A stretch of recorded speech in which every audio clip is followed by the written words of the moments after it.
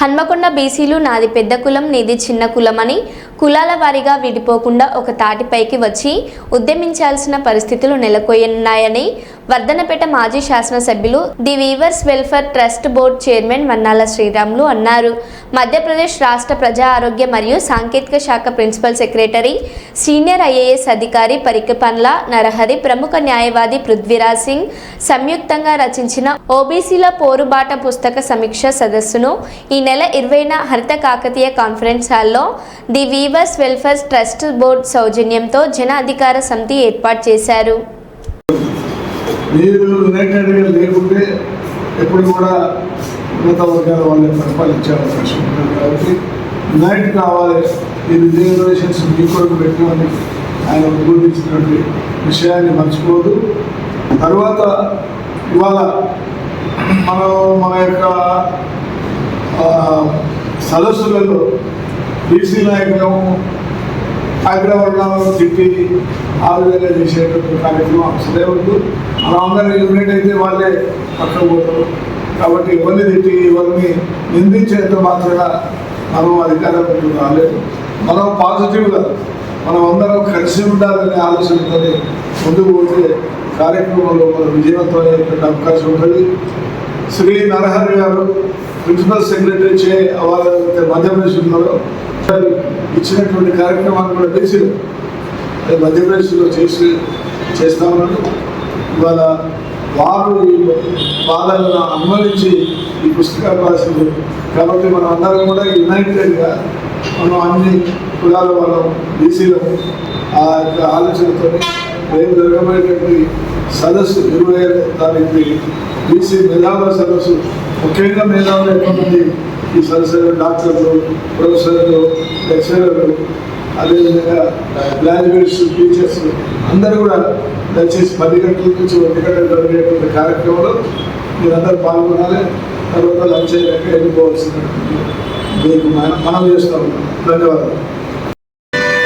ఈ నెల 20వ తారీఖు ఆదివారం రోజు ఉదయం 10 గంటలకు హరితా హోటల్లో సీనియర్ ఐఏఎస్ ఆఫీసర్ పరికపన్ల నరహరి గారు, పూర్వం వరంగల్ జిల్లా వాస్తవ్యులు, దాదాపు 10-15 సంవత్సరాలు మధ్యప్రదేశ్లో కలెక్టర్గా పదవి నిర్వహించి ఇవాళ ప్రిన్సిపల్ సెక్రటరీగా ఉన్నటువంటి నరహరి గారు ఈ రాష్ట్రంలో, ఈ దేశంలో బలహీన వర్గాలకు జరుగుతున్నటువంటి అన్యాయాలు, అక్రమాల మీద స్వాతంత్రం వచ్చిన తర్వాత కూడా గ్రామీణ ప్రాంతంలో కుల వృత్తులన్నీ అడిగంటిపోయిన పరిస్థితులలో రాజకీయంగా, ఆర్థికంగా, సామాజికంగా కూడా ఈ బలహీన వర్గాలకు చెందినటువంటి వివిధ కులాల వారిలో కానీ, చట్టసభల్లో కానీ బలహీన వర్గాలందరూ కూడా కులాలు, మతాలు అనేటువంటి అభిప్రాయం లేకుండా పేద వర్గాలము, బలహీన వర్గాలము, మనం అన్ని కులాలు ఒక్కటే అనేటువంటి ఏకాభిప్రాయంతో పోయి ఏ అల్పసంఖ్య వర్గాల వారైతే ఈ రాష్ట్రాన్ని, ఈ దేశాన్ని పరిపాలిస్తున్నారో వాళ్లకు వ్యతిరేకంగా అనేది కాకుండా మనకు మనం కూడా బలపడాల్సినటువంటి అవసరం ఉన్నది. కాబట్టి దయచేసి ఈ కార్యక్రమంలో అధిక సంఖ్యలో కూడా అందరూ పాల్గొని బీసీలం అందరూ కూడా సమిష్టిగా ఉన్నాము, ఐకమత్యంగా ఉన్నాము, మా సీట్లు మాకే, మా ఓట్లు మాకే, మాకు కూడా రాజ్య అధికారంలో మేమందరం కూడా భాగస్వాములకు కావాలి అనేటువంటి ఏకైక లక్ష్యంతో ముందుకు పోవాల్సినటువంటి అవసరం ఉన్నది.